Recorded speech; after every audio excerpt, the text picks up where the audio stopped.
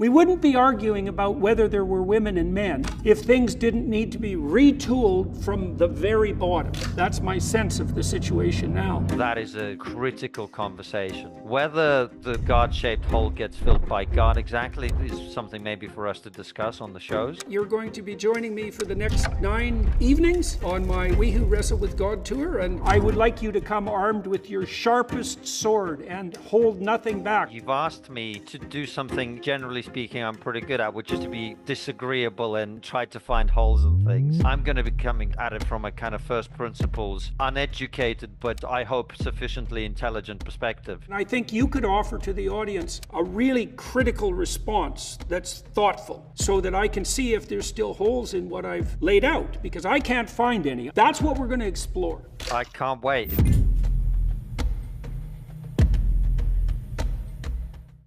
The two-party system, the duopoly, if you will, they're the ones that have set the rules, Jordan, in the United States. You know, we do not have competition because the two parties have electively, cooperatively prevented it by setting the rules in all the 50 states and at the federal level. Forget what the country might be asking for. These are private institutions, and they're making decisions of extraordinary consequence, not just for the United States of America and for our neighbors to the north and south, but for the entire world.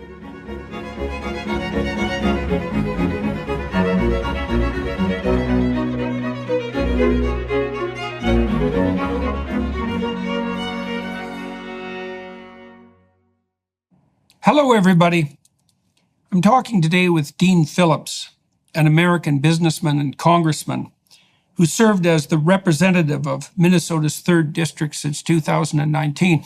I met Dean several years ago. I found him a very interesting person. He ran a very singular campaign when he first ran for Congress, one that was very positively inclined, and he struck me as a very intelligent and perspicacious moderate on the Democrat side. And so we've had a fair bit of contact over the years.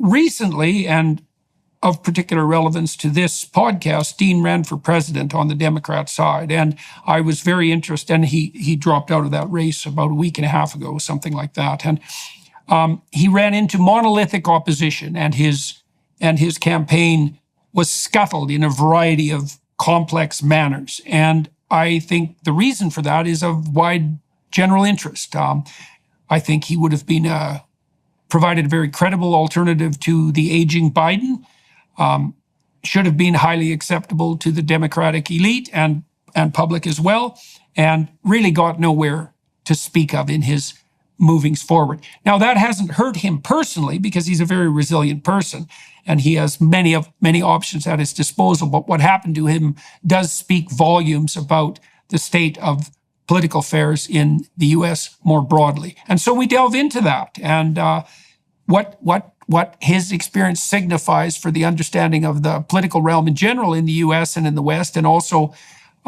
we investigate, too, the comparative pathologies, let's say, of the Democrat and the Republican sides, respectively. So join us for that.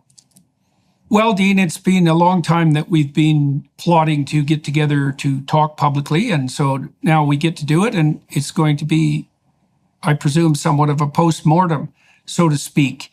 You recently ran for president, and I am very interested to know, I think we should start probably with a description of why you ran, like what you thought the problem was and what you hoped to accomplish, and then we should segue from that into just exactly what happened and what you learned and, you know, how you've changed across that process. I'm very interested in hearing about that. So let's start with what problem you were trying to address or set of problems when you decided to run. Fill people in on your background and your decision. Yeah. Let me go backwards before I go forwards. And most importantly, thank you. I wish our country, U.S., Canada, and the world would have more conversations like this one. You know, Jordan, as you know, my life started differently than most are aware. I lost my father in the Vietnam War. He grew up very poor in Minnesota, could not afford college, so he earned an ROTC scholarship afforded by the federal government to attend law school at the University of Minnesota. Was sent to Vietnam just before I was born and was killed in action in July of 1969, just a few days, in fact, after the U.S. moon landing. And when I was 6 months old when he died, my mother was 24 and widowed. We had nowhere to go, so we lived with my great-grandparents in St. Paul for 3 years. And then, Jordan, I got lucky. My mom met and remarried a wonderful man who adopted me into a great family of business and philanthropic success. A lot of advice. My grandmother was the advice columnist Dear Abby, and my aunt was Ann Landers. And I got lucky. And I share that because as I have this conversation with you, so much of my life was influenced by good fortune and recognizing that I don't think it should take a stroke of good luck or just being born in the right zip code that dictates where one ends up. And that very much illuminated my life. And I had a great business career, building Belvedere Vodka and Talenti Gelato, two wonderful brands. And that brings me to 2016. I was a father of two daughters, Daniela, 18, Pia, 16. I had just opened some coffee shops. I love the idea of hospitality and people gathering. I think people and humanity needs a lot more of that right now. I thought that'd be my next business chapter. But I watched that election night, 2016, and I was deeply disappointed. And for the first time in my life, it wasn't political in nature. It was the character, I thought, of the man who had won, Donald Trump. But I told my family that night, Jordan, as I always would, he was duly elected and we got to give him a chance. But I woke up the next morning and the first thing I heard was my daughter, Pia, who was 16. She was in her bedroom and she was crying. And I sat at the foot of her bed. And mind you, Pia had just overcome Hodgkin's lymphoma a year before. And she's a gay woman. I didn't know that when she was a teenager, but I saw a fear in her eyes, Jordan, that really instantly affected me, indelible. And I sat at the breakfast table that morning with both of my daughters and promised them that I would do something. I had reached that moment in my life where I'd taken a lot for granted. I'd raised my daughters to be participants, not observers. And I felt compelled to do something. And I decided to run for Congress. I share that with you because you asked why I ran for president. Well, it was because we have a crisis of participation. We have a wonderful industry, angertainment, I might call it, of people who make a lot of money and do quite well by creating division, sharing fear. And I want to be a participant in the resolution. I want to be the antidote. And I felt rather than complaining, I should do something. And that's why I ran for Congress. I was the first Democrat to win my district since 1958. Got to Congress. As you know, I joined the Problem Solvers Caucus because there is no mechanism, none in the U.S. Congress, that pushes people together. No mandate, no intention between the speaker and the minority leader to develop an orientation program that forces human beings to get to know each other, to share their life stories.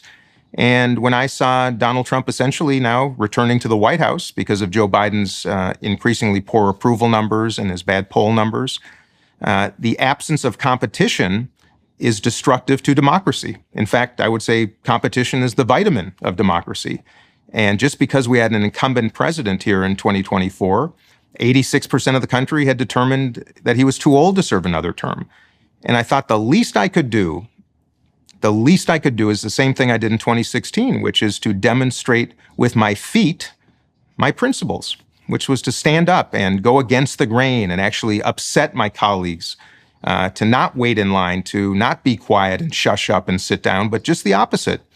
And I think we now have too much of a culture, both in North America and increasingly around the world, of people too often being silenced and falling in line when they should be standing up and being loud. And that's what I did, Jordan, and I'm glad I did.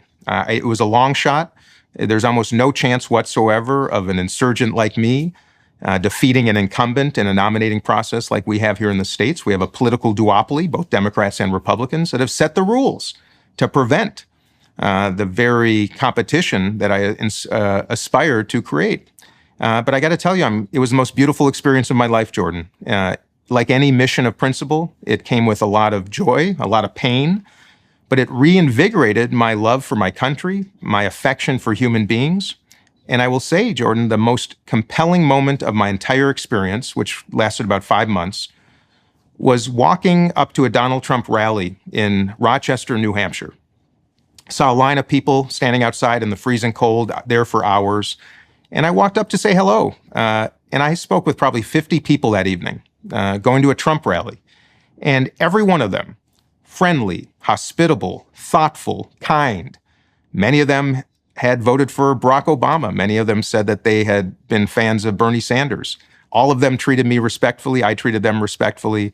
And I have to tell you, that was probably the moment I'll never forget, and restored and reinvigorated my belief that everybody has decency in them. But we have created a dynamic now in which we are demeaning people. We are making them afraid. We are antagonizing each other. And I needed that moment to demonstrate to my own side of the aisle that the way to succeed is not through confrontation, but through invitation. And you asked why I ran for president, Jordan. That's what I wanted to demonstrate, that we need to extend invitations to one another to get to know each other, find common ground, debate, deliberate, and disagree without being disagreeable. And I'm glad I did it, because that was my mission. And I would do it 1,000 times again, despite how complicated and difficult and the toll it took. So you stated during your exposition of your reasons for running that you were concerned about the concerns you expressed were fundamentally practical. I don't imagine that exhausts your list of concerns, but the practical concerns were your belief that a better candidate than Trump for president might be found, and combined with the fact that Biden's age has become a concern and his poll numbers reflect some real uncertainty about his viability as a candidate for the next presidency. Were there other shortcomings related to the Biden administration that you felt that you might want to address on the policy side, or did you feel in the main that his administration was proceeding in the right direction, but that, well, we could take apart what you felt was inadequate about the Biden presidency, around his age, let's say? Well, let me start by saying the quiet part out loud, which is to be successful in American politics, one must abide by his or her own party's rules, by the platform. If you get out of line, if you disagree, if you take a position that is the opposite of that of your party, it is not the path to success. And that is why you see the overwhelming majority of members of Congress and elected leaders in the U.S. Knowingly violating their own perspectives and principles in the spirit of self-preservation. And I share that because I think that's an important dynamic for people to be aware of. The overarching issue in this election in the United States is the number of people, Democrats, Republicans, liberals, conservatives, libertarians, independents, all feeling how in the world can the most extraordinary democracy in the world be limited to two candidates like the ones that it looks like we'll be having in November. And that's not opining on what I think of them. I'm just saying what people are saying every single day all around this country. How are we so limited in a democracy that is supposed to be cultivating, nurturing, and promoting options? And I watched on the right a very vibrant GOP nominating contest that continued as of, until last week when Nikki Haley dropped out. But evening debates and town halls and conversation and energy. And I looked on my side of the aisle, Jordan, and we have Joe Biden, who is going to be handed the nomination, a coronation of sorts. So, and my misgivings were about the system. My misgivings were about a country that was overwhelmingly saying that we want more options. And I believe, as I said earlier, that absent competition, democracy ultimately dies. Now, when it comes to policy, so my opinion, by the way, on Joe Biden is he's a good man. I think he's a man of integrity and decency, and most importantly, empathy. But he's an old man. I'm not going to deny that. Is he incompetent? No. Is he facing cognitive decline? I do not believe so at all. Is he facing physical and communication decline? Absolutely. But that's what people see. That's why they've concluded that he was too old. But from a policy perspective, I will say that I think the southern border is a tragic oversight of this administration. It's something that I saw when I first visited the border in 2019, again in 2020. The foremost responsibility of an American leader is to keep our border secure and preserve national security. And clearly, we have a human crisis, we have a national security crisis, and now we have a constitutional crisis at our border. And having been there twice, it's one of the most appalling things I've ever seen, and is and must be the foremost priority of an American leader. That is certainly a point of difference. A fiscal responsibility is clearly something that I believe an American president has to take more seriously. Donald Trump added $7 trillion to our national debt. Joe Biden will add probably 6 and change. It's irresponsible. And as someone who comes from the business world, I believe we have to manage our fiscal house more responsibly. Had I become president, and one day if I do, I would have a bipartisan cabinet. I would employ zero-based budgeting. I would have a international consulting firm assess every single federal agency to make recommendations on how we can deliver services better, reduce expenditures, outsource what we don't do well. I think we have to start looking at the executive branch here in America as our founders intended, which is to execute the laws of the land, not necessarily be the chief policymaker, but to ensure the integrity of our financial house, to ensure the integrity of our borders, to ensure the national security of the country. And I think the executive branch has expanded far more broadly than it should have. I believe that people are feeling that the challenges of chaos, whether it's the southern border or in cities and neighborhoods around the country. I believe costs are too high for most families. We're a country in which 60% are living paycheck to paycheck, 40% can't afford a $400 repair. People are afraid.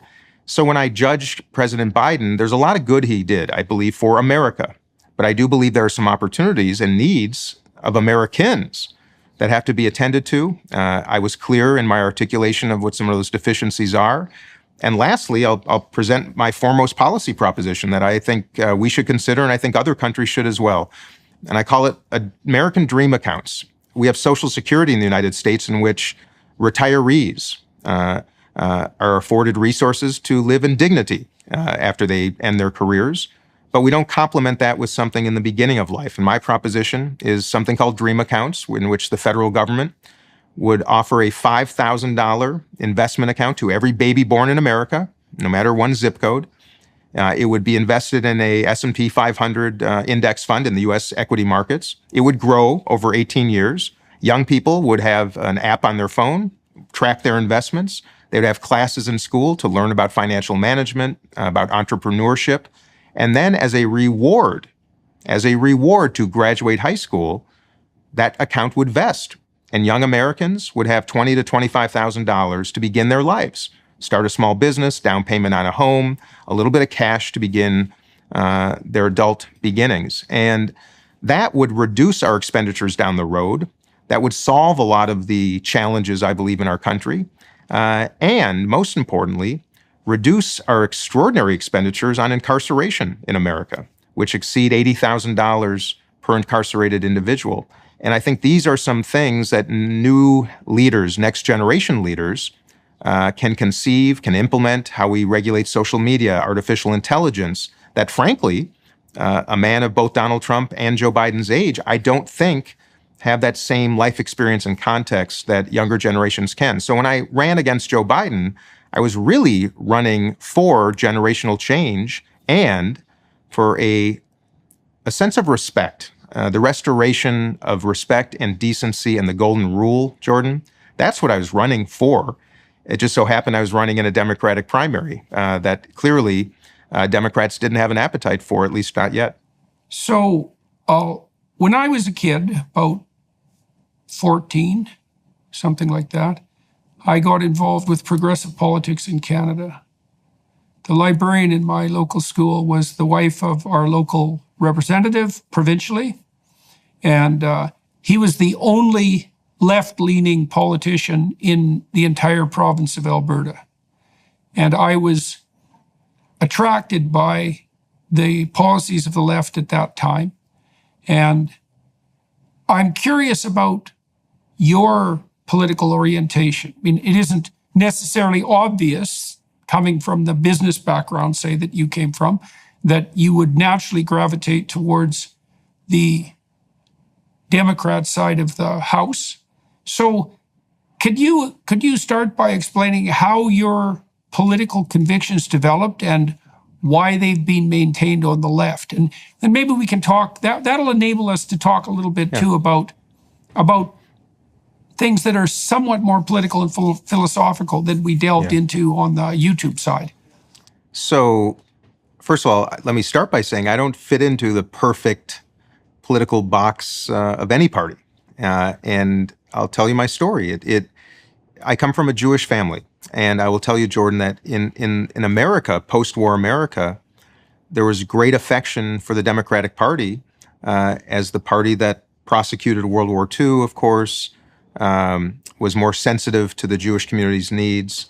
And my political hero as a kid was Hubert Humphrey, who was a 20-something-year-old mayor of Minneapolis, who did extraordinary, generous gestures for the Jewish community, the Black community in Minneapolis. Minneapolis was known as the most anti-Semitic city in the country in the 1940s.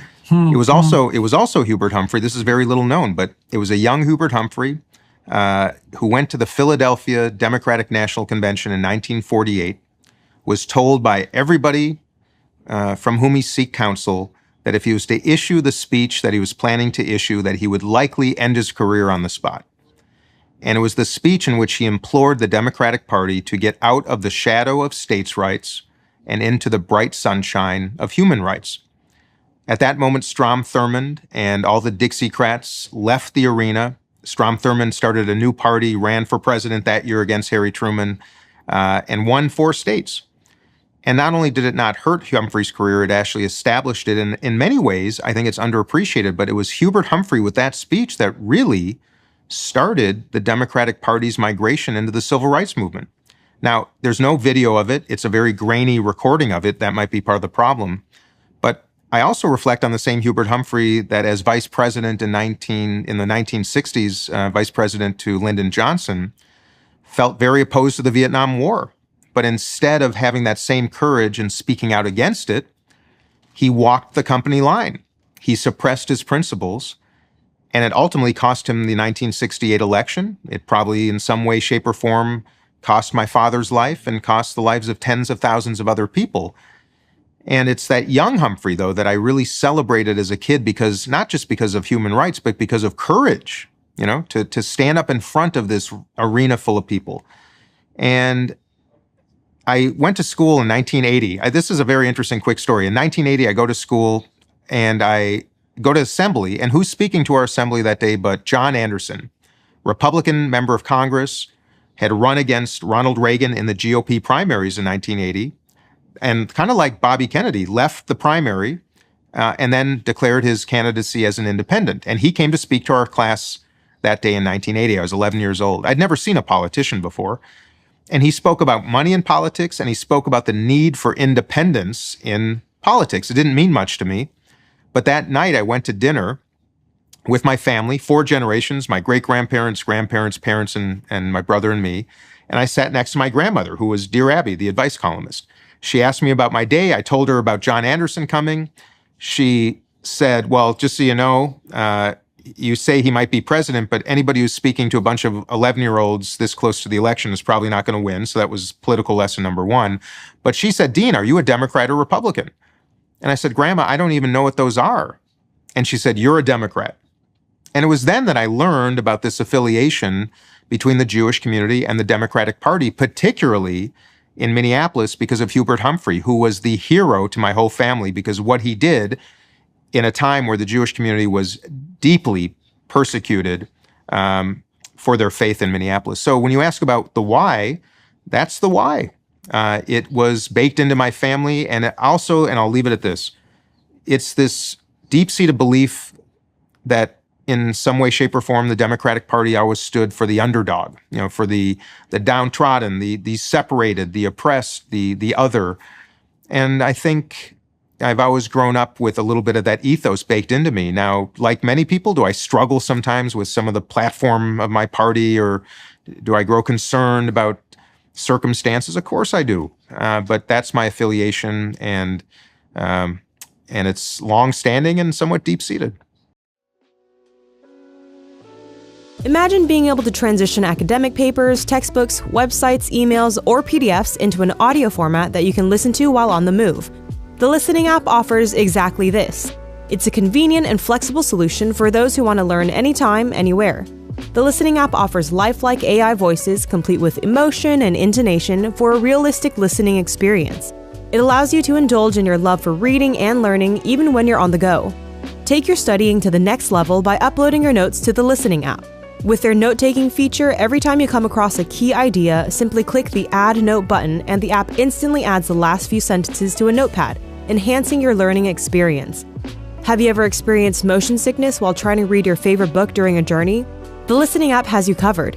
It allows you to easily convert text and listen anywhere, making your travel time more enjoyable and nausea-free. Normally, you'd get a 2-week free trial, but listeners of the Jordan B. Peterson podcast can get a whole month free right now. Just go to listening.com/Jordan or use code Jordan at checkout.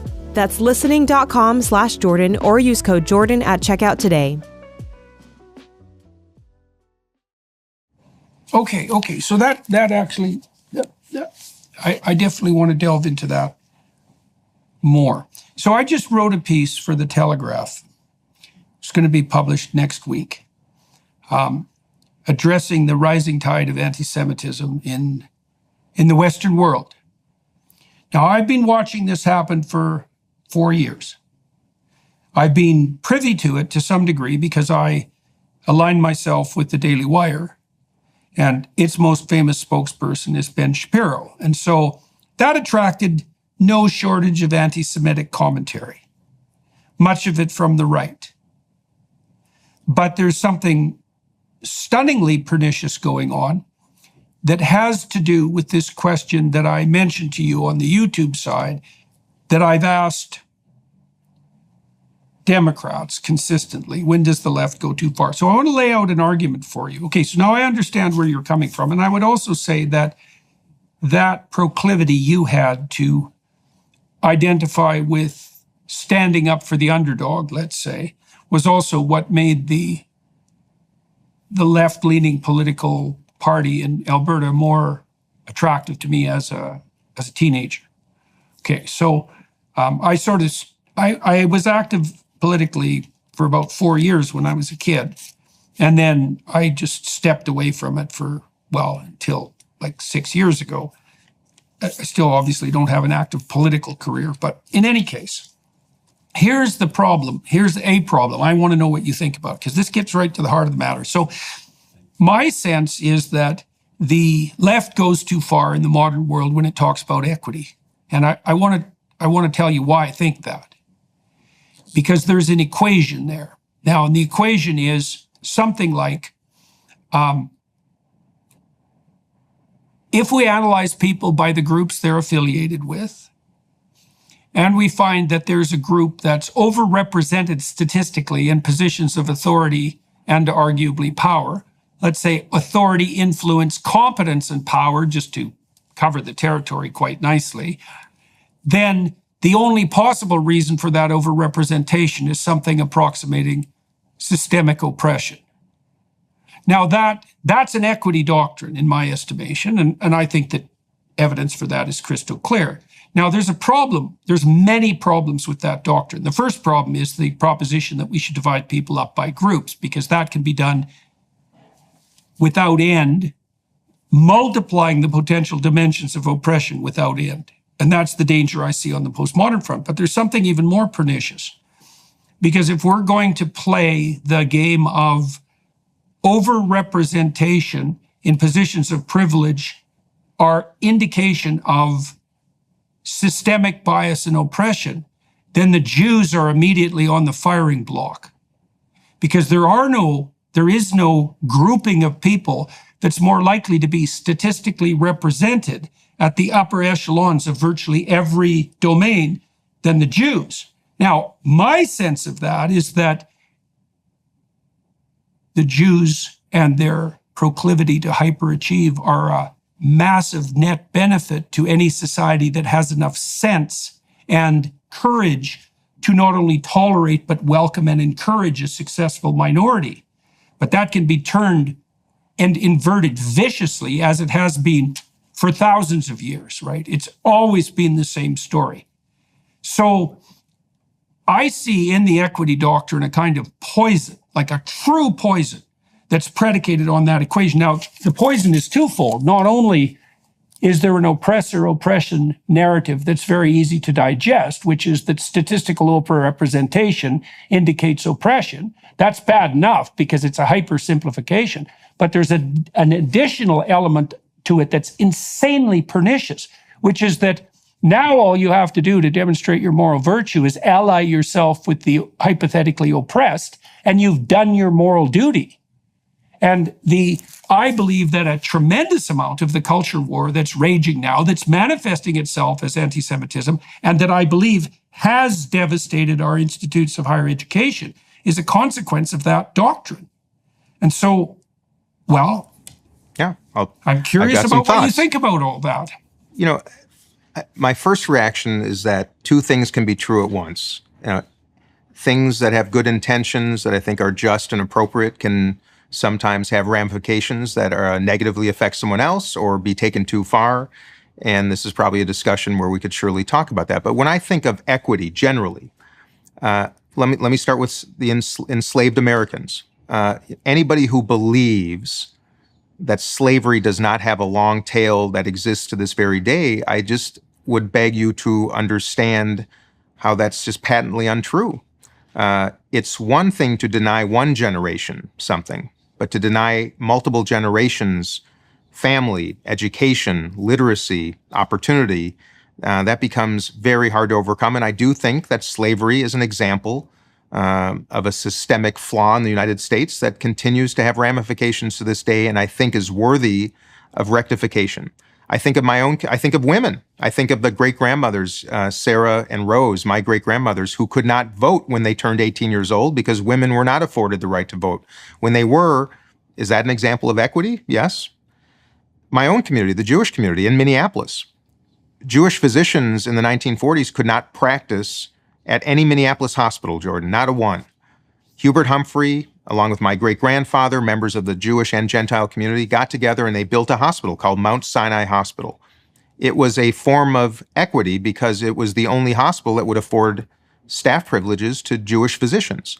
And of course, when they opened, every other hospital changed its policies. So, even my own community in the early part of the 20th century were relegated to the worst jobs imaginable. Pots and pans.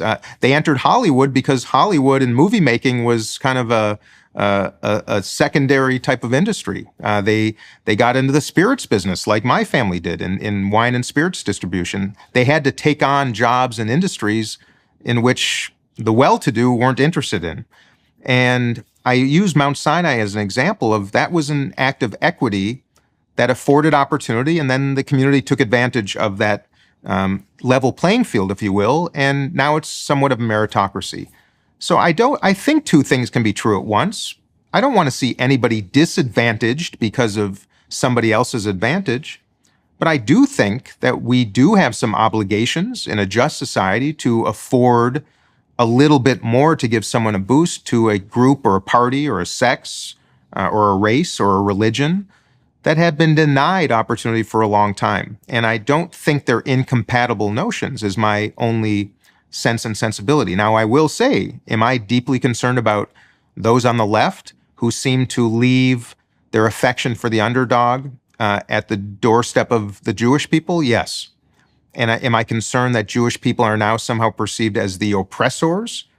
Now, I don't look like someone who might be under persecution or risk or threat, because I'm a white businessman, but the fact of the matter is I and my community are very much so. So I'm concerned. And I think a lot of what you said, I concur with. Other parts of it, this notion that equity has gone too far, I don't know if it's gone too far until we do establish some degree of a level playing field. And I think that is what a just society should pursue.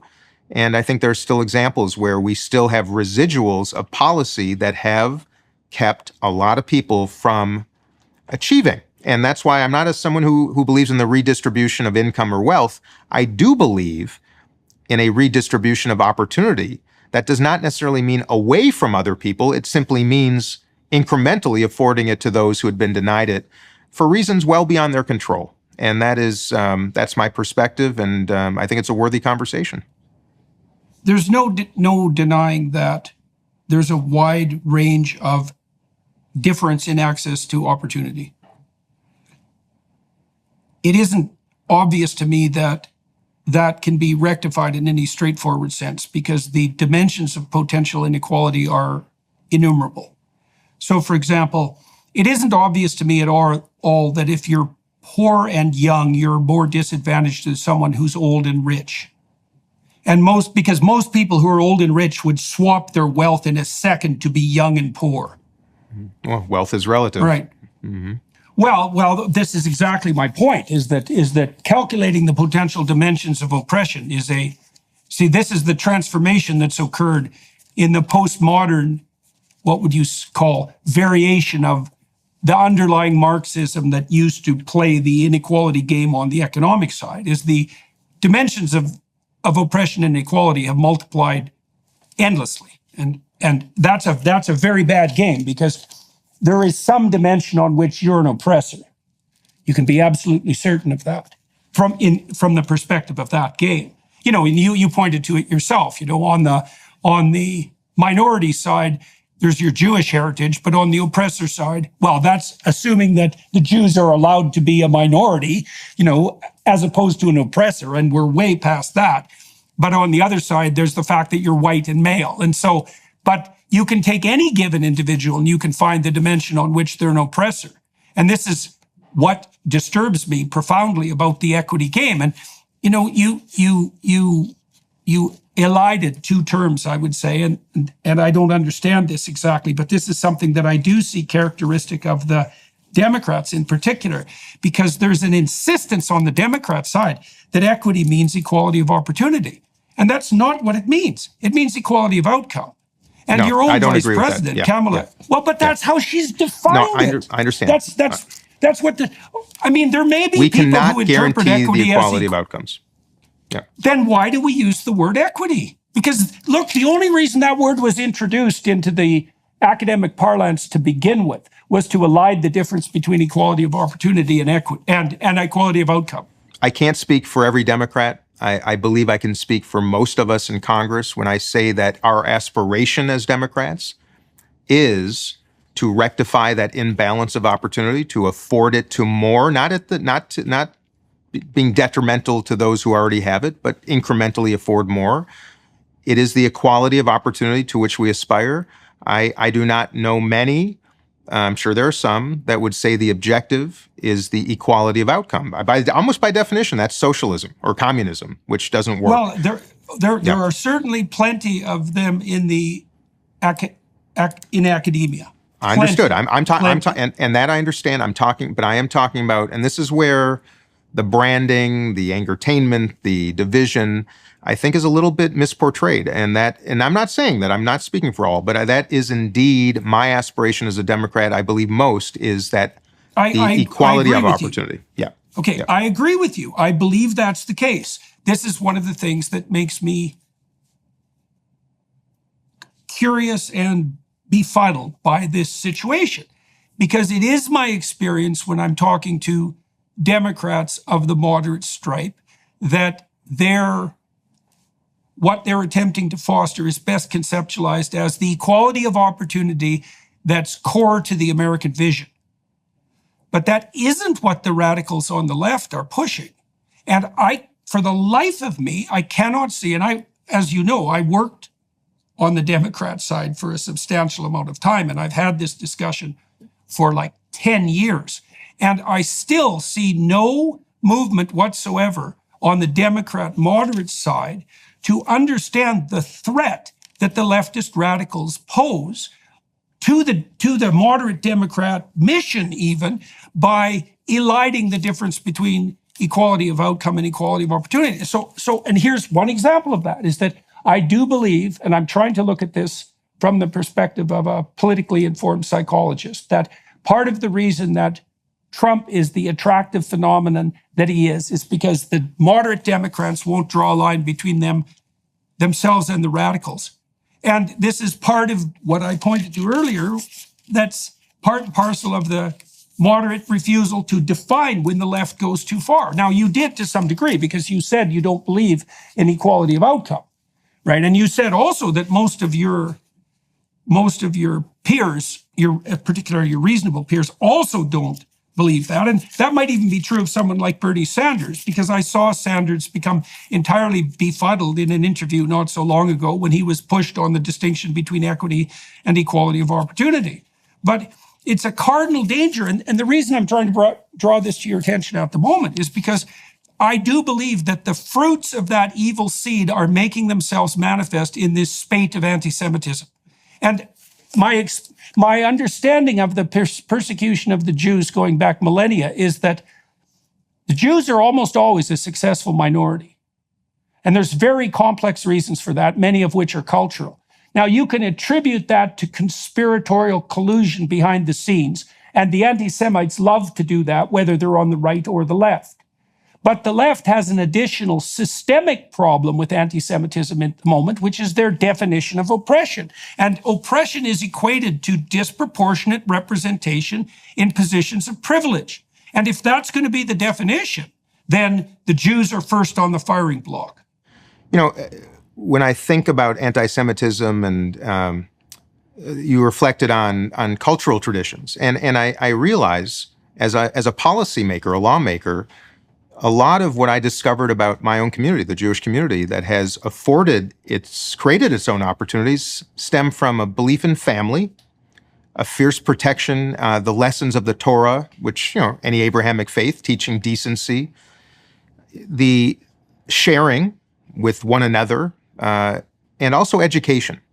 And as a policymaker, that has very much informed me, Jordan, as to how we overcome the persecution that the Jewish people have faced since being enslaved in Egypt and the Holocaust and so many times through history.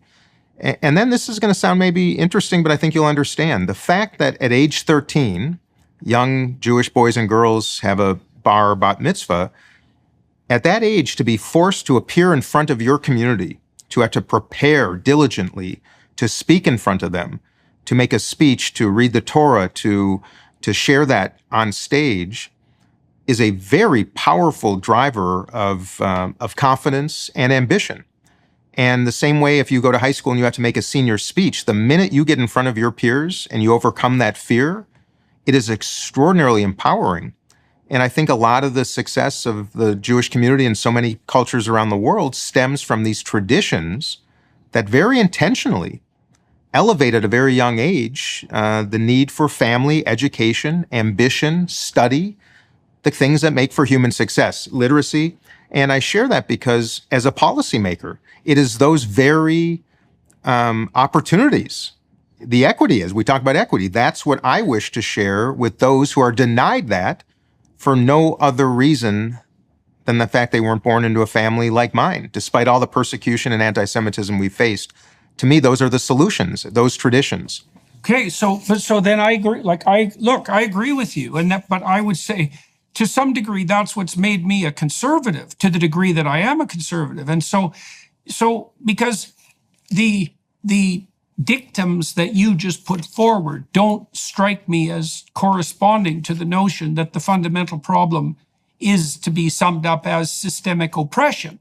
It's deeper than that, and it's deeper than that, and it has something to do with first principles. And the first principles that you laid out, this is what we've been doing with this ARC enterprise in London, right? The Alliance for Responsible Citizenship. We've been trying to turn it into something approximating an international classic liberal and conservative voice. But it is predicated on the idea that communities that are founded on those fundamental principles are much more likely to avail themselves of the opportunities that will lift their members out of poverty and disgrace.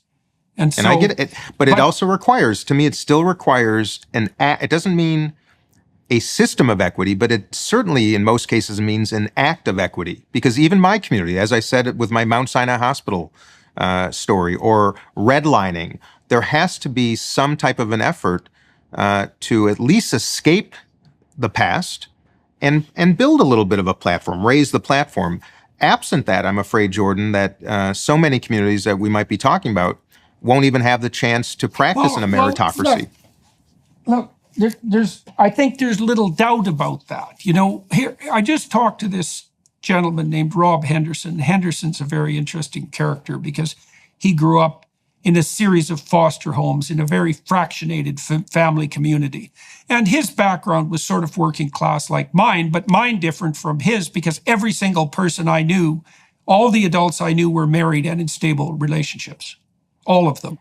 whereas none of the adults he knew were like that. He didn't have any role models of stable relationship, right? And so I see in the radical side, on the left in particular, an assault on the institutions that provide for the equality of opportunity that you just described. And that's also why it makes me befuddled that the moderates won't segregate themselves from the people who, for example, are hell-bent on attacking the structure of the nuclear family, which I think is the minimal viable unit for society to predicate itself upon. And Jordan, that I'm not even sure it's optimal, but it's certainly minimal. That act of equity about which I spoke moments ago, for me, was the blessing of being adopted. Who knows how my life would have worked out after losing a dad? You pointed it. That's right. You pointed it out right at the beginning of our conversation. So in a way, I think we could be saying the same things. And I feel to some degree a responsibility now because I was afforded something that so many. I'm probably the most fortunate Gold Star child of the whole Vietnam era. I can't imagine any kid that lost a dad in Vietnam got as lucky as I did. And that's why I feel such a distinct need to afford that single act of equity, in this case being adopted, a little boost. I think in a way, what this conversation and those that we should be having millions more of can actually find some common ground, because you're right. There are elements of conservatism and tradition that I have to be perpetuated if we stand any chance of success. But I would also argue from more the left perspective, there also has to be some intention to at least bring people to that stage. And there's a there. And I think it's worthy of a more in-depth conversation. Are you or someone you know fighting the battle against cancer? For the last 25 years, Invita Medical Centers have been pioneering personalized, cutting-edge treatment programs for patients all over the world. Invita has been the leader for patients looking for advanced immunotherapy and genetically targeted therapies, all while focusing on fewer side effects and better patient outcomes. As a global leader in oncology care, Invita is committed to healthcare freedom for all. They've spearheaded a revolution in employer health insurance options, empowering companies to provide their employees with access to not only top doctors, hospitals, and technologies, but also the first of its kind nationwide personalized medicine coverage. Invita is doing all of this, plus offering significant tax and cost savings, full transparency, and liberation from the grip of commercial insurance carriers. Whether you're a patient in need or a company looking to break free of monopolized healthcare insurance, Invita could have the solution for you. To learn more about their treatment options, visit invitahealth.com, spelled ENVITA health.com. That's invitahealth.com today. All right, so let's talk about that. I want to return to the policy issues at some point, but I think the more germane point at the moment, I think, is likely your experience doing this. So you had, as far as I was concerned, I'm in a strange position as a commentator on American politics because I'm a Canadian, but it gives me a certain detachment, I would say, at least to some degree. And it seemed to me that at minimum, your campaign was warranted given the polling numbers. It also struck me that it was very unlikely that the Democrats were going to rustle up a candidate who, in principle, might have a broader appeal than you. I've watched RFK. We can talk a little bit about his campaign at some point. I think that might be interesting. But you had the qualifications that struck me as necessary and desirable to offer an alternative to the current regime, given people's concerns. And my sense was that wise Democrats might have been sufficiently terrified by the possibility of losing the next election, which I think is very likely, that they would be casting about for a potentially viable alternative. Maybe even because Biden is sufficiently elderly so that his viability is limited in an extreme sense, and that you might want to have someone around as an alternative if the worst happens. And I was curious about how your campaign might progress. And I must say, I thought that you would get more traction than you did. And so we communicated a little bit right from the beginning of your plans, not a tremendous amount, but enough so that I knew what was going on. And I was absolutely Well, I don't want to put words in your mouth. What happened? What happened? What did you experience? Tell me the whole story, if you would, because everybody needs to know. What happened to you in relationship to your colleagues? And what happened to you on the legal and practical fronts? And what happened to you in relationship to the media, which might be the most germane question? Exactly. And especially in this day and age, the absence of platform, Jordan, is the most critical deficiency that I faced as someone who did not come to this with massive name recognition. Now, mind you, those in Congress who are well known throughout this country typically generate that name recognition by being jerks, by being aggressive, by being provocative, by being oftentimes mean-spirited. And that is counter my nature. I recognize, as someone who is not often on cable news at night, that was going to be a challenge. But let me get back to the very beginning. My contention was that the country needed alternatives. My contention was that the president should pass the torch, which is what I did beginning in July of 2022, encouraged him publicly to pass the torch. It was met in my own caucus with a lot of dismay because you don't do that. God forbid you say to the incumbent that he or she should step aside. Needless to say, he did not. Then I started a public and private initiative to encourage others to participate. I telephoned Governor Pritzker in Illinois. I telephoned Governor Whitmer in Michigan, made a public call, whether it's Governor Newsom or Vice President Harris. I said to the next generation of Democrats, this is the time. The polls are bad. The approval numbers are bad. The country's saying they want choices. So let's meet the moment.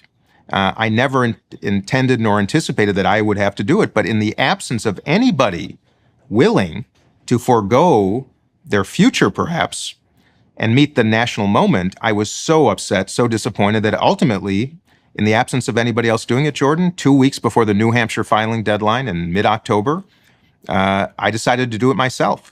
Steve Schmidt had me on his podcast. We had quite a conversation. He recalled how in 2020, he believed that Joe Biden is the only one that could defeat Donald Trump. He felt in 2024 that I was that person. And we did work together for a handful of weeks to initiate my campaign, went up to New Hampshire. As you might know, it was an unusual year in New Hampshire because the Democratic Party had taken away New Hampshire's first-in-the-nation primary status and handed it to South Carolina. And that offered an opportunity because Joe Biden was on the ballot. And we thought if we could perform well there, not unlike another not well-known Minnesota Democrat in 1968, Eugene McCarthy, it was he who challenged President Johnson at that time and actually inspired him to leave the race by generating almost 45% of the vote that year. And that was somewhat of our strategy. What I did not anticipate was a party that was so intent on preventing competition, and I did not anticipate a media ecosystem that was somehow aligned with that deplatforming, if you will.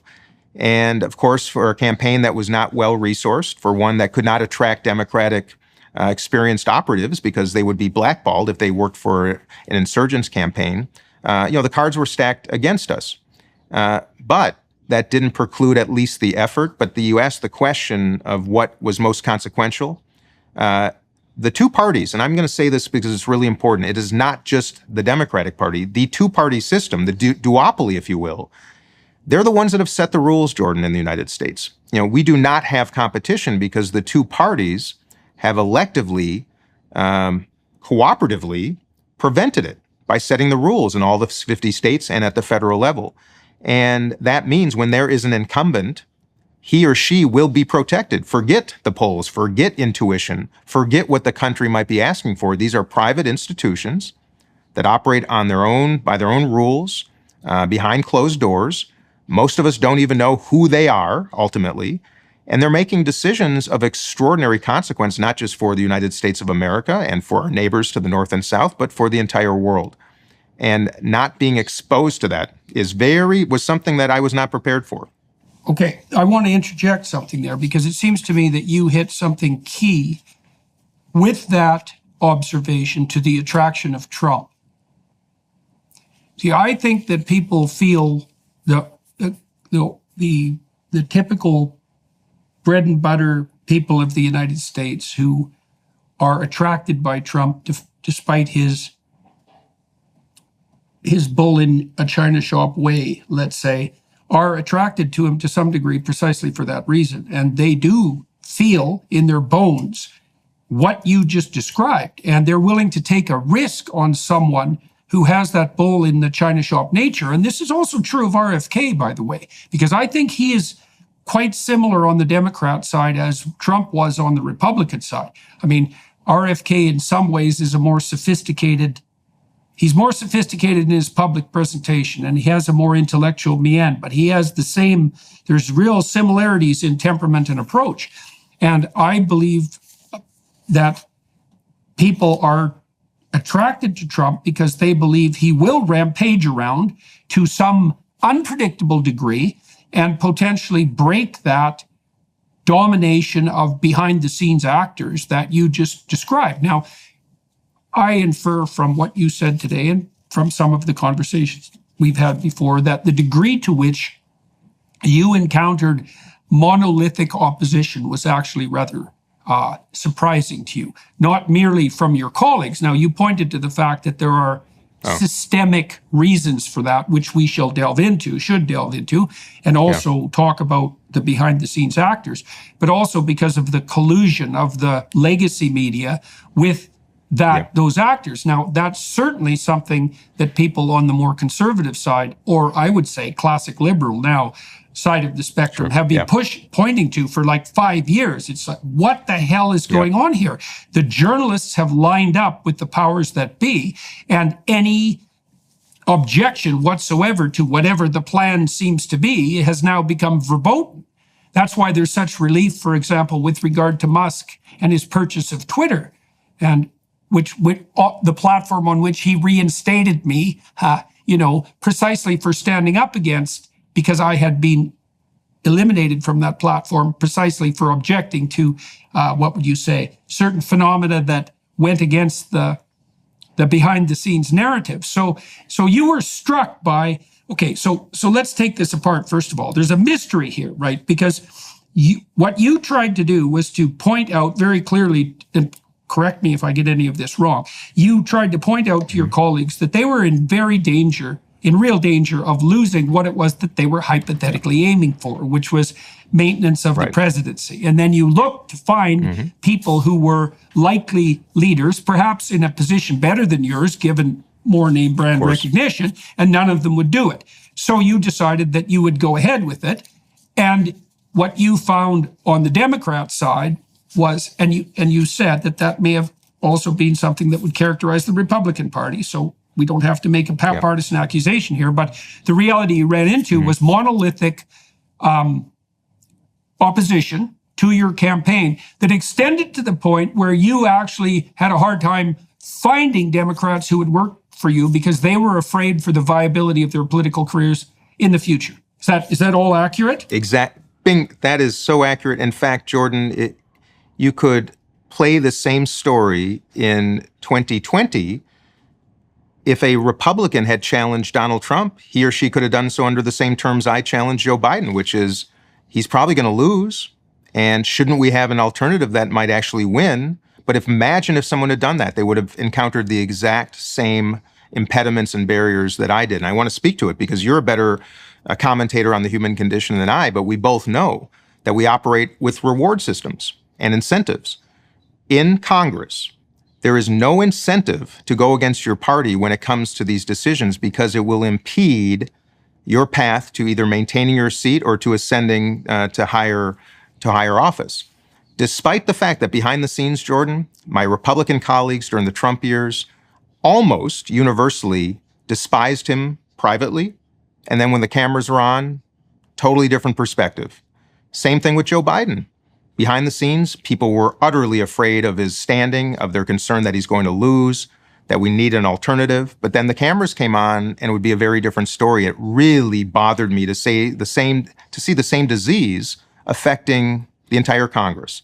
But the incentives make sense. There is no incentive to be bold or to get out of line or to offer an alternative because it will, almost by definition, end your career.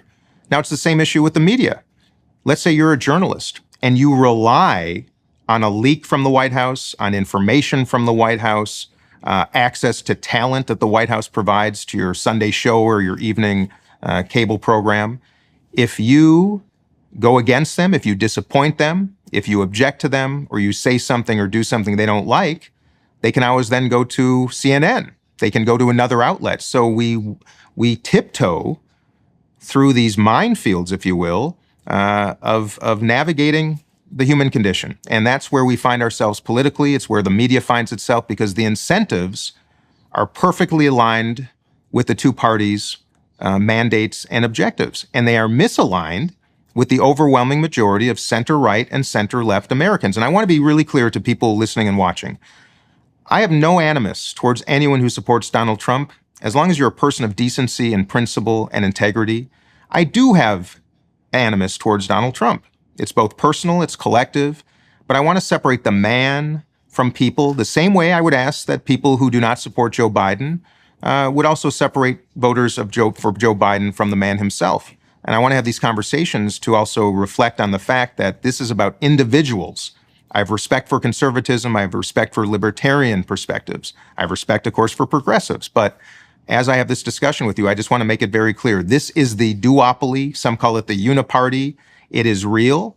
There is misalignments, and most of all, perverse incentives that have to be exposed, have to be discussed, and have to be rectified. The overwhelming majority of my colleagues, strange bedfellows, want to change the system for the same reason, because it is not working any longer.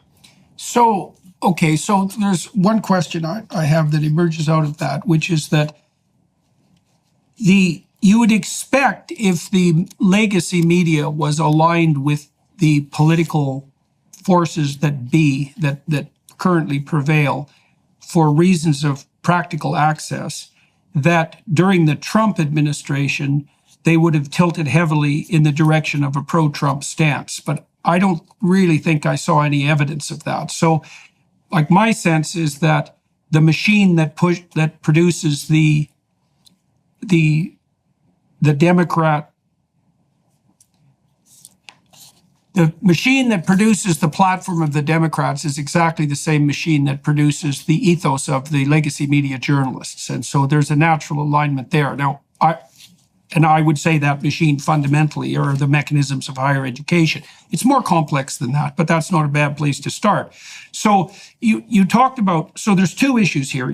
And you talked about a system of perverse incentives that aligns itself on the political side behind the incumbent in some manner, no matter what, right? And that system of incentives is operating so powerfully that is the case even when there is real evidence of concern that the incumbent might be insufficient for the job or lose, which is also a definition of insufficient for the job, right? And so that's worth delving into. Like, what is it in the incentive structure that aligns people with a losing candidate at the cost, a potentially losing candidate? I know it's close, and that makes things complicated too, because people could say, well, I can imagine a situation where Biden might win.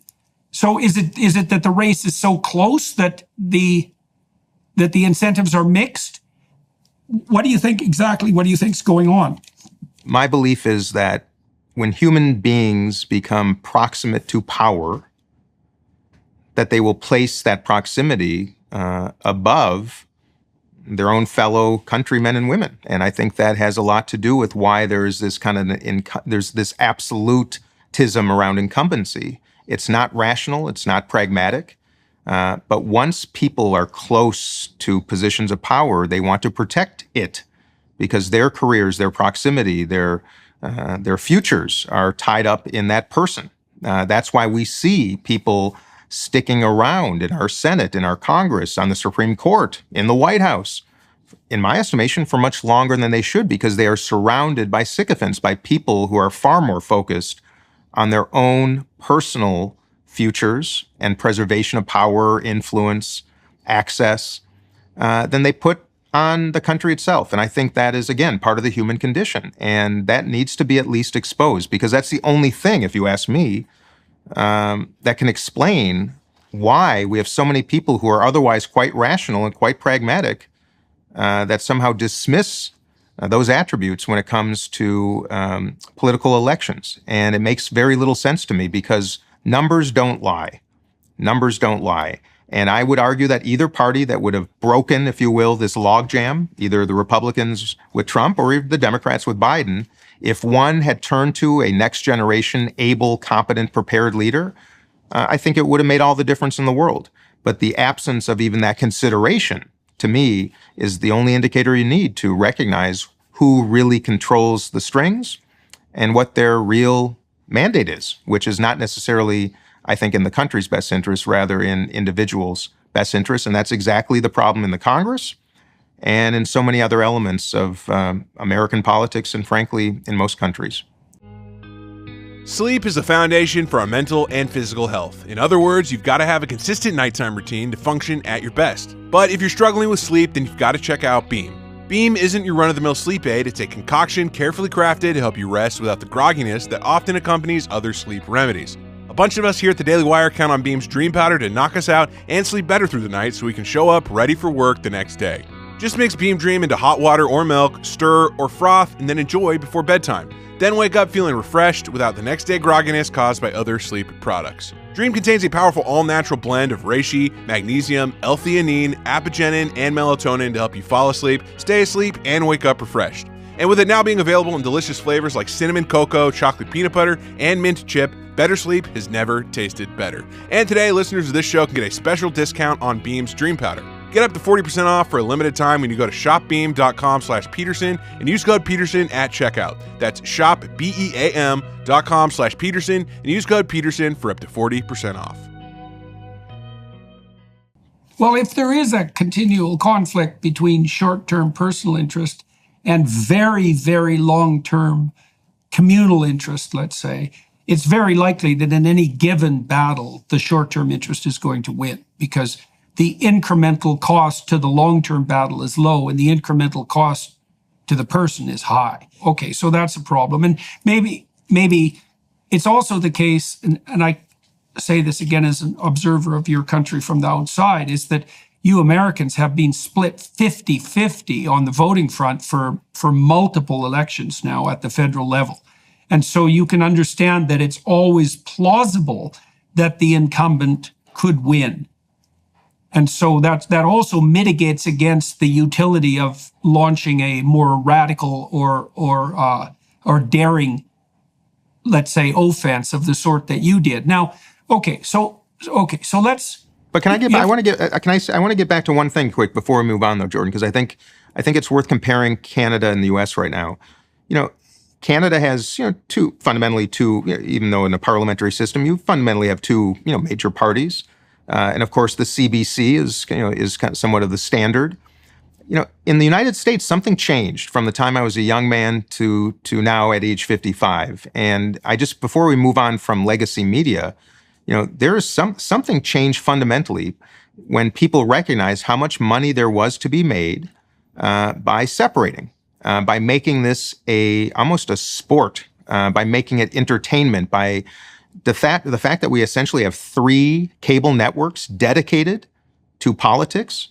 Even in the sports world, there was only one ESPN, but politics was crafted to become a competitive sport, and it divided this country in such a remarkable fashion.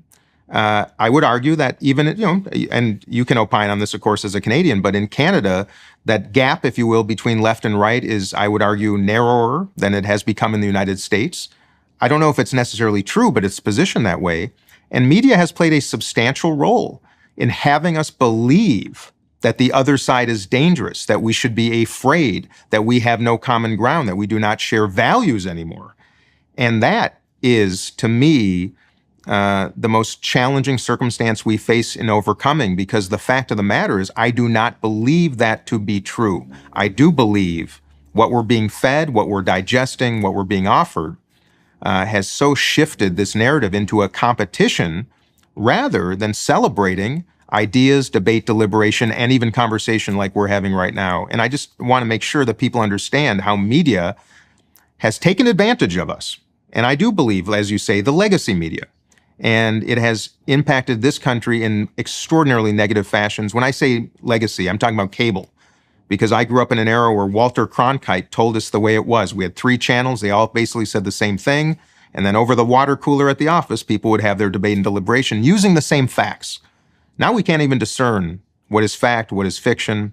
And I think that is because of cable news has really affected us in a way that I don't believe has done the same in Canada and most countries in the world. Well, I think there's more difference between the left and the right in Canada than there is in the U.S., but at the moment there's less antipathy still. Antipathy. Yeah, okay. although yeah, I think that's we won't go there for a moment. That's a neat conversation, but that's an interesting. Yeah, there's a difference between the policy gulf and the respect gulf.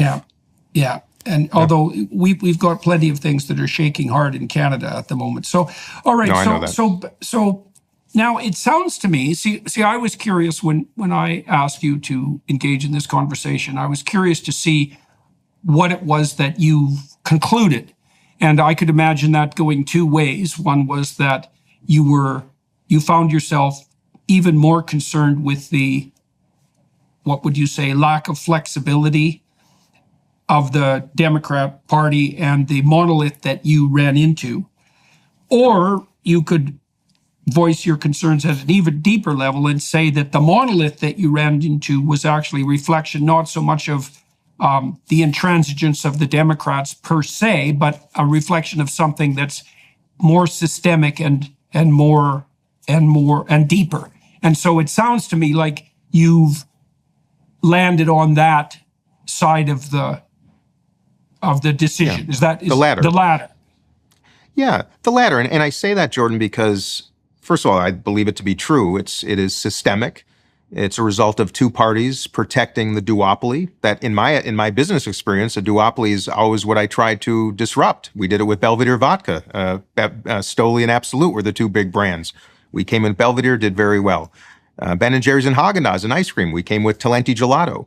And now I see Democrats and Republicans in this systemic competition that is kind of a race to the bottom too often.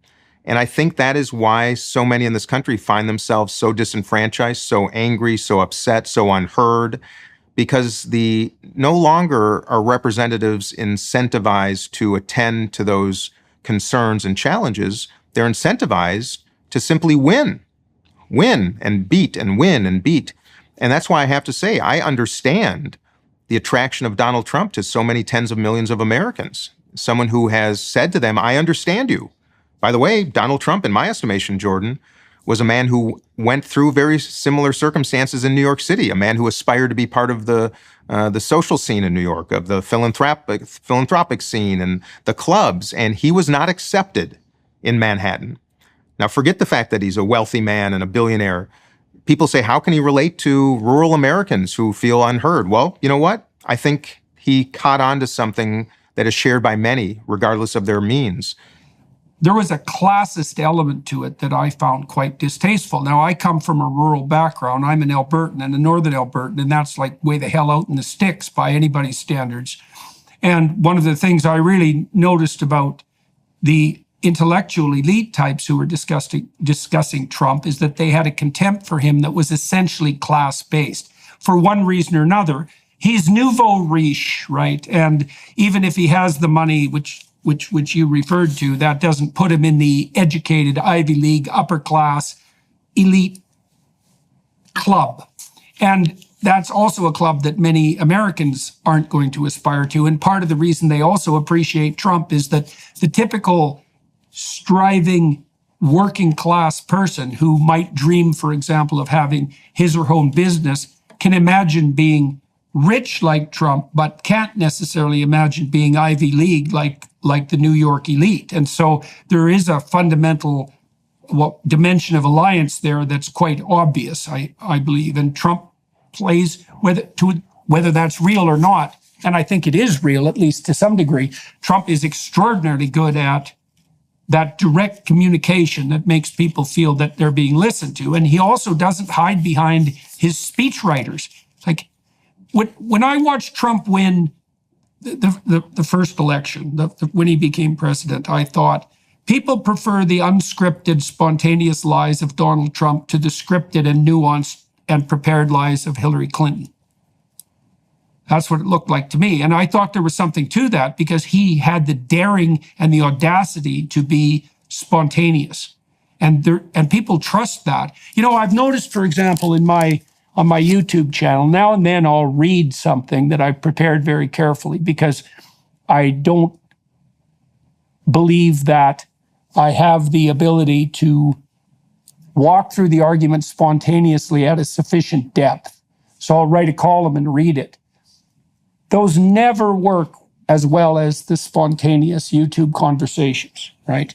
No, it's human. People want to identify with someone who appears to be human and, to your point, fallible and imperfect and mess up sometimes, but authentic, I think, is the word we're looking for. And yes, politics is so scripted. Everything is talking points and well lit and perfectly planned. And yes, I understand. That's my message to my fellow Democrats right now, is we got to start listening more. We got to start showing up in small towns around America. We can't talk like professors.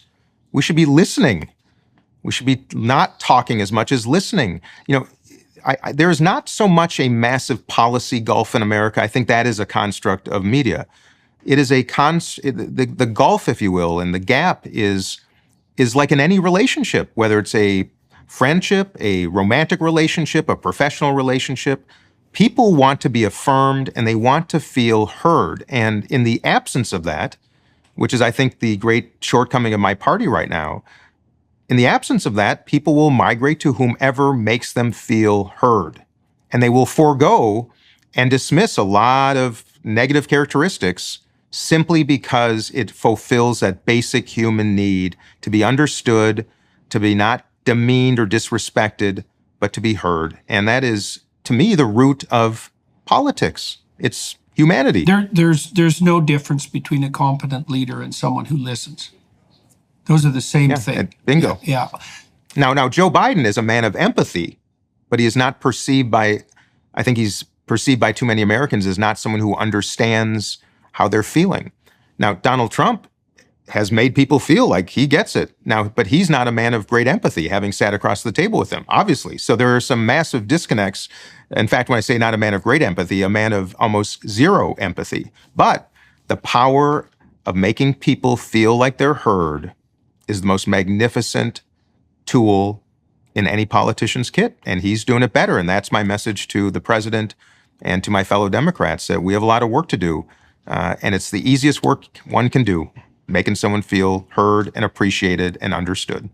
Can you contrast the experience you had in relationship to the legacy media and the experience you had at the hands of you were on a number of podcasts that you got some traction online, although very little in the legacy media. What did you see as the difference? And do you think that your explanation that the legacy media broadcasters that could have focused on your campaign failed to do so because they were concerned about foregoing their access, do you think that's a sufficient explanation for the degree to which you were locked out of the show?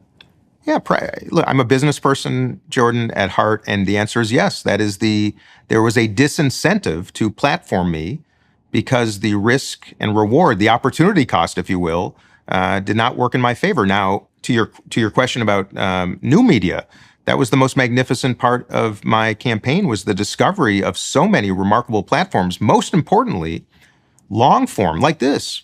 How can you get to know somebody when you're on television for 3 minutes with a journalist who's got to move on to the next segment, within 30 seconds, and they're there to get a wow moment, right?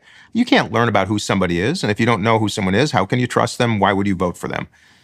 With the podcasts I did were remarkable. I learned about myself. I opened my heart and mind to issues I hadn't considered. I did some that were centrist. I did some that were more left-leaning, and certainly some that were more right-leaning. And that universe was eye-opening to me, and the best part of running for office. The most disappointing part was the inability of most of the mainstream media to afford much platform. Now, News Nation did, because they're the upstart trying to compete. CNN a little bit, but let me just give you an example. Every single Republican challenger to Donald Trump was afforded a 1-hour town hall on CNN during the GOP primaries. Chris Christie, Vivek Ramaswamy, Mike Pence, Nikki Haley, Ron DeSantis. There may have been another 5 or so, Trump. So there were 6. All of them running in single digits other than Haley. By the way, I got 20% in New Hampshire. I did better than most people thought. CNN did not give me a town hall. And that would have been the first and only opportunity I would have had to simply show up in front of voters to answer their questions, not the media's questions, and to introduce myself. The absence of that was very destructive. MSNBC. I'm the ranking member of the Middle East Subcommittee on Foreign Affairs. During a war between Israel and Hamas, I wasn't extended a single invitation over 4 months to appear on MSNBC. The one invitation that came was the morning after the South Carolina primary, where Joe Biden was certain to do very well because that is where his last campaign really got its start. So it gives you an example of incentives and disincentives. And Fox News was far more hospitable. Just about every show invited me, afforded me some platform, and not in a way that was designed, in my estimation, to only try to say nasty things about President Biden. They gave me an opportunity because, of course, for them now, there's nothing to lose. So the answer is yes, that's how it works. I think that is the only explanation. It might be different. Now, Marianne Williamson, she ran in 2020, she ran in 2024 again. Never afforded platform. Now, they'll tell you, well, it's because she polls so low. Well, we all know this is a chicken and the egg, Jordan. I think it's a responsibility of mainstream media. You are also a much more credible to candidate. afford platform. You are also a much more credible candidate. But that's my point is neither of us. So, okay, so... But neither of us were afforded that opportunity. Okay. But yes, but new media afforded great opportunity. And but for that, I probably never would have had a chance at all. Mm-hmm. Okay, so let me drill down on something that's a little bit more pushy here, if you don't mind. Sure. Well, okay, so because I am trying to sort this out. So I think one of the reasons you're pointing to, one of the reasons why Trump is so attractive, another one of the reasons why Trump is so attractive. See, the degree of collusion between the Democrat powers that be and the legacy media is stunning to me. And it's not only the legacy media, right? It's happening behind the scenes in a terrible way with the large tech companies. So, for example, my interview with Robert F. Kennedy was pulled by YouTube. Now, I watched the American press flip out about hypothetical Russian collusion in the last election. And YouTube had the gall to deplatform a presidential candidate's 1.5 hour interview, right? And then YouTube took down 3 more of my interviews, focusing on the issue of trans surgery. And since then, by all appearances, have been throttling my account. And this sort of thing is going on behind the scenes all the time. And it does seem to me that it's going on behind the scenes a lot more on the legacy media / Democrat side than it is going on in the legacy media / Republican side, because the legacy media is overwhelmingly left-leaning. And I don't mean classic liberal left-leaning. And I also don't mean that about the universities, because they were once classical liberal left-leaning rather than conservative or libertarian conservative, or conservative or libertarian right-wing. But so I also think that part of the reason that the impetus toward Trump is so powerful is because people feel that operation, not only of the monolith, which stopped you from moving forward, but an increasingly secret monolith that operates behind the scenes. Now, we've seen exactly how that works in recent weeks, too, in a manner that, to me, is shocking beyond comprehension. And that was Google's release of Gemini, which was especially on the image generating side, which, do you know that not only did they train their AI system on a corpus of knowledge that leans left substantively, but they retooled the prompts that their users offered when they were generating images and other queries. They technically re-engineered the questions so that the presumptions of the DEI squad would be interjected into the questions themselves, which meant that Google was conspiring not only to mess with the ideas that people had, but with the facts themselves that were offered for their apprehension.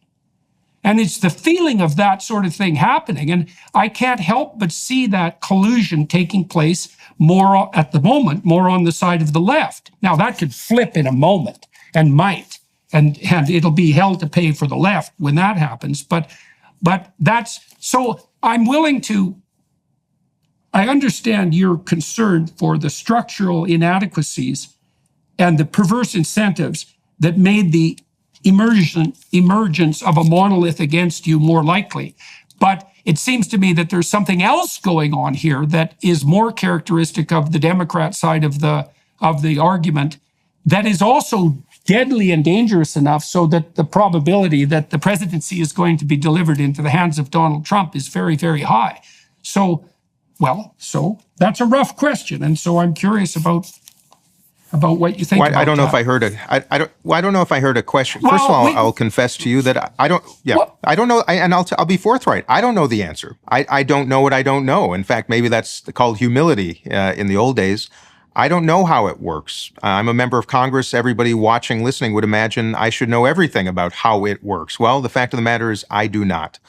What I do believe is that the legacy media about which you speak should be intentionally offering perspectives on both sides of a subject. I would love to see, Jordan, a weekly national show that would have a Republican and Democrat debate an issue of the day to demonstrate, to model. I don't know what's working behind the scenes. I don't know, without the evidence, I would never share that why I was deplatformed or not included. I've surely tracked what you've just shared about censorship and deplatforming. I don't know if that's actually happening. I don't know if what happens on the right. But all I do know is that we have reached a point where truth is hard to discern, where people are condemned so quickly for having an opposing view that they're essentially silenced. And I think when I say we, I'm talking about all of us, progressives, liberals, classic and otherwise, left and right, conservative, libertarian. We need a platform by which we can have these conversations. Some of them are tough. I have different perspectives on a lot of things than you and you from me. But I am disappointed in any media that will not intentionally and with vigor promote and offer platform to opposing views. And that is why I'm deeply, deeply concerned, period. And by the way, I think that is I shouldn't say that. The right has offered more invitations, I would say, than the left. Now, I think that's also pragmatic because they want someone to be provocative, but I do think the same circumstance appears on both. We tune in to what feeds our own need for affirmation, and I think that's dangerous. And I think that's why I'm grateful to be speaking with you right now. I think we need more of this. We need to do it in a thoughtful manner. I'd like to dive into tough subjects too, because that's what makes all of us better. And I do not see any platform, left or right, offering that opportunity right now at a time where I think we need it more than ever. Yeah, well, the thing is that the YouTube ecosystem that you had some success with communicating with actually emerged and then was shaped as a classic liberal / conservative alternative to the legacy media. And I mean emerged and was shaped. I mean both of those very specifically. It emerged because none of that was happening in the legacy media. And then it was shaped because commentators, we'll take Joe Rogan, for example, who were not only left-leaning, but clearly progressive, were tilted hard in the conservative / libertarian direction as a consequence of their experiences attempting to engage in straightforward conversation. And that's happened to virtually all the podcasters that I know. And so, because they encountered the same monolith that you encountered. And like this YouTube example, let's dive into this. This is a very unpleasant topic as well, but we might as well hit some unpleasant topics. So a number of my videos were taken down. Now, YouTube had left me alone for years, which I was quite stunned by. They would slap on warnings now and then when I dared to discuss such things as climate change. But by and large, they left me alone, and I didn't have a lot of evidence that there were any shenanigans behind the scenes. But that changed when I started to question the trans narrative, and that's something that I'm very actually irate about in a very fundamental manner. Not least because, yes, I want to hear, and I'd love to engage in this. I'd love to hear your take, and I'd like to share mine. My take is that the surgical butchers and their enablers have been sterilizing and mutilating children with the aiding and abetting of the progressives and the medical community. And I know that this isn't an opinion as far as I'm concerned. I knew perfectly well in 2016 when I objected to Canada's Bill C-16 that mandated pronoun use. I told the bloody Senate that if they went forward with that legislation, that they would cause a psychogenic epidemic of sexual confusion among young women. And that's exactly what's happened. And that has been extended to the point where not only is there an epidemic of sexual confusion, and the reason it's young women is because young women have been for 350 years the group prone to that kind of psychogenic epidemic. The clinical evidence for that is crystal clear. You saw that with cutting, and you saw it with anorexia, and you saw it with bulimia and multiple personality disorder and Freudian hysteria, et cetera, et cetera. That the clinical evidence is absolutely clear. And that extended to the point where the treatment being offered to these confused young women was surgical and sterilizing. And I knew the data that suggested that that was all well and good because they were at risk of suicide was utter nonsense and pathological lies. And of course, that's been revealed in the last 6 months as European country after European country has desisted from the gender-affirming care path as they've been forced to recognize that the evidence that supports that pathway is not only lacking, but opposite. And England yesterday, the UK, announced that they would ban so-called puberty blockers for use with minors. You know, and you could be sure they did that in the face of substantial opposition. Well, I'll tell you, that's one mob you don't want to go up against. That's for sure. And so is it your contention that so in this case you believe government policy has actually created sexual confusion amongst young people? I don't believe it. I know for sure that's not just sexual confusion, such that something approximating 25%, particularly of young women, which were not the trans individuals to begin with, because that was all men before this psychogenic epidemic emerged, such that 25% of young women are now confused in their most fundamental orientation and questioning the most fundamental element of their identity. Now, if one is 18, so I'm just so I can clarify. Do you believe that as long as one is the age of majority and can make an adult decision, do you oppose them making that decision at a certain age, or is it just below that age that you take exception? Because that's I would say now, given what's happened, that I believe the right thing for our society to do is to stop gender transformation surgery at any age, because. Oh, period. Well, okay. Look, let me tell you why I believe that. I mean, my general attitude is that people can go to hell in a handbasket in whatever way they see fit once they're adults. And I really mean that, because I would rather allow for even pathological variance in individual expression than have a heavy-handed government making those sorts of decisions, because I think that's even more dangerous. It's not like people can't go off the rails with extraordinary intent, but that's not the point. But we wandered down the sex transformation road starting in the early 1960s, and here we are.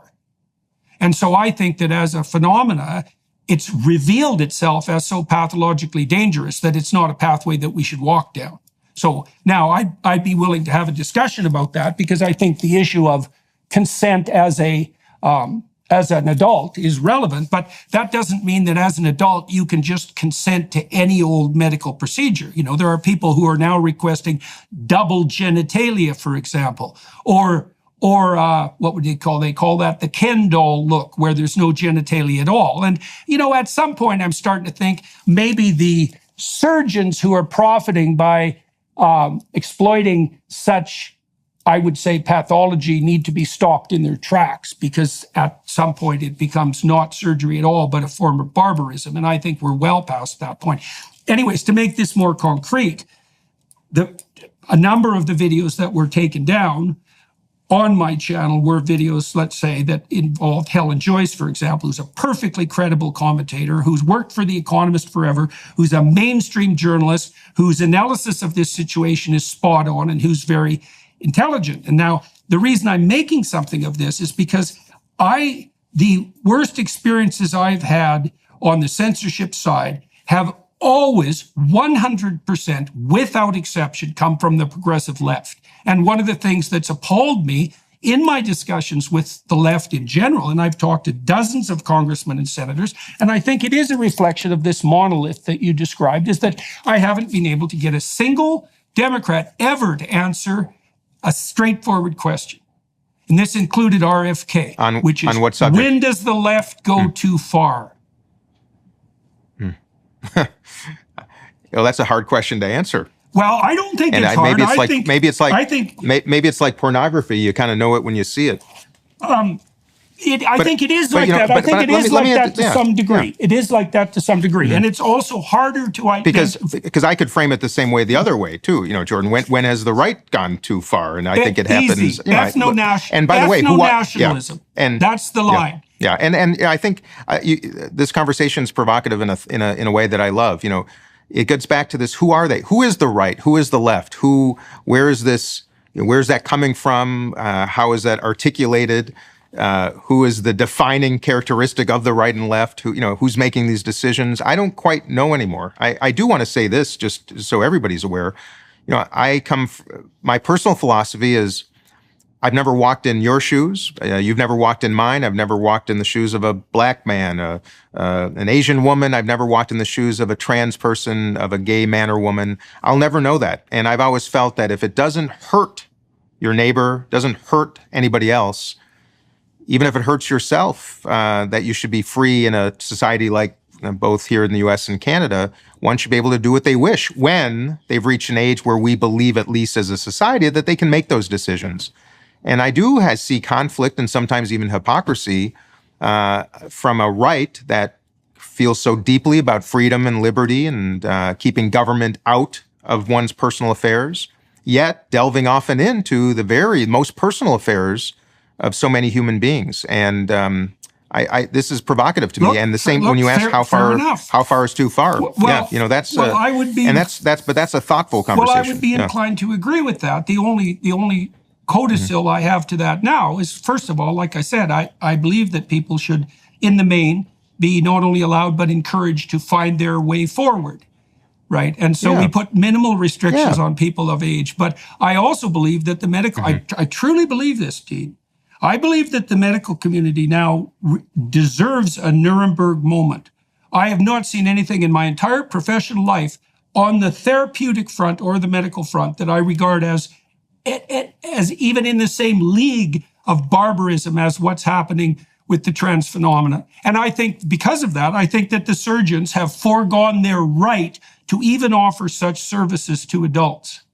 Interesting. And what you provoke in me is this recognition that left to their own devices and profit, doesn't matter if it's politics, it doesn't matter if it's surgeons, therapists, you name it, there will always be people who take advantage of others if they can make money doing so. And I think in a way, that's kind of the overarching maybe umbrella of our conversation right now is how do you discern, what is just, what is right, what is reasonable, and how do you discern who is operating authentically and who is not? And I think we are now facing this great challenge of what is real and what is reasonable and who is making money from it. And a lot of people are making money off a lot of us, Jordan, you know this as well as anybody, looking out for themselves and not recognizing perhaps the tragedies that they're leaving in their wake. And I'm not assigning that to what you just said. I'm just saying that I think it's fair to explore that in a lot of categories right now. Well, I think that's actually something the libertarian right and the left could agree on. I mean, one of the things that's really struck me is that the libertarians are terrified of big government and the progressives are terrified of big corporations, and they don't seem to realize that they're both terrified of big. And there is something very terrifying about organizations that get large enough so that they can engage in regulatory capture. And we're seeing that happen at an unforeseen scale, especially with regard, I would say, to the tech companies. And I'd probably put Google like foremost on that list. No, and I see, and you know me. I see this we've had this conversation about how money buys access and buys influence and it buys policy and it buys ownership in politics as it does in any industry. And I'm, as the only one, as you know, who doesn't accept PAC money or lobbyist money and member money and doesn't have a leadership PAC, I'm one of the very few that hasn't been subject to that. I don't even get invited to the dinners where they hand you the checks, let alone have those conversations. And that's how this system works. By the way, that goes back to my contention. It's not a Democratic thing, a Republican thing. This is a systemic thing that, though big, whether it's big money, whether it's big industry, whether it's just big mobilization, of course, big wins in Washington, period. And therein lies the great struggle, I think, in democracy right now, is how do you give voice to a minority that deserves and needs to be heard? And it's not always the same minority. It's categorical. Well, so this is probably exacerbated by a more recent phenomena. So if we're thinking about this at the most general level of analysis, one of the consequences of the virtualization of the world is that the arena for gigantism has expanded substantially, right? So because we're all interconnected, so there's a high proclivity for the winner to take all, right? That's the famous Pareto conundrum, is that it's always a minority of people that control the majority of the money. It's also a minority of people who do most of the productive work. And what that means is that the larger the playing field, the number of players doesn't increase, but the size of the players increases as the playing field increases. And so one of the unintended consequences of the technological revolution and the virtualization of society could well be that the size of the giants has perhaps geometrically increased. And that's very unlikely to slow down. Like, it isn't even obvious to me at the moment that the key players on the international stage are necessarily nations anymore.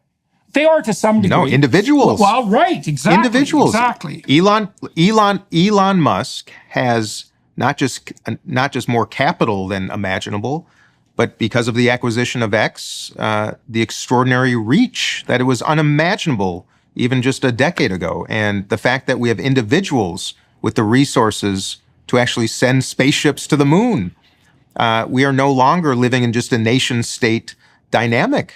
We are going to, this is like James Bond kind of stuff, you know very well. And how do you, and that will be increasingly, I think, one of the great challenges of the 21st and then 22nd century is the individual versus the state. Absolutely. Because of technology and access. It's the land of the kings again. And so, I don't mind really the fact that individuals are capable of generating for themselves that much influence. What I'm concerned about is when that influence turns into regulatory power. And so, for a long time, I would say I regarded Google as a force for good, especially when they still had their motto, don't be evil, which they dropped about 5 years ago, coincidentally. But once that reach turns into the capacity to use that reach to further that reach, then things start to go astray. And it's not obvious what can be done about that on the political front. Competition. I can tell you our conversation started and probably will end with my singular contention. The absence of competition is destructive to just about anything that we consider to be important. And that is true whether it is in big tech, that is true in politics. We are increasingly actually diminishing the ability to compete. Now, you would argue that in the new era with technology and podcasts and platforms and in the palm of your hand, that is actually the great equalizer. But in a strange way, it has actually further concentrated power in ways that I think are very, very destructive. And we should be promoting competition. We should be promoting it in industry. We should be promoting it in tech. We should be promoting it in politics. It makes things better. It provides better value, improves quality, and most of all, allows human beings to make better choices. But the absence of it is going to be terribly destructive. That is true in media. That's true this whole conversation. Competition, ideas. The fact is we don't have a market in this great day and age with so many platforms available to inspire and promote and nurture a competition of ideas. We have less of it now than ever. There may not be a debate in the 2024 presidential election, Jordan. It's preposterous. We're not having, the left and right are not debate. In Congress, we do not debate. We have these performances that we call hearings.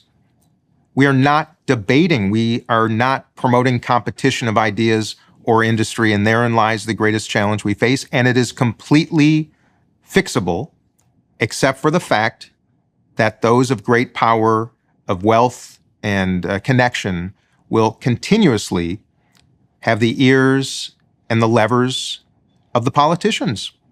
And I would also go back to campaign finance reform, because I do believe that could be the linchpin in changing this dynamic and changing the reward system, because it doesn't happen on its own. It doesn't happen on its own. We all have to plant the seeds and water the plants, and then only then can we harvest. So thank you, Jordan, for the opportunity to share a conversation. Very good to talk to you. And so for everybody watching and listening, thank you very much for your time and attention. You know, most of you, that I'll continue this conversation with Dean Phillips on the Daily Wire Plus side. In any case, thank you very much for your time and attention, everyone, to the film crew here in Akron, Ohio. That's where I am today, for facilitating this. That's much appreciated. And for the Daily Wire Plus people who make this possible, that's also valuable and much appreciated. Thanks, Dean. It was very good talking to you. Thank you, Jordan. Be well.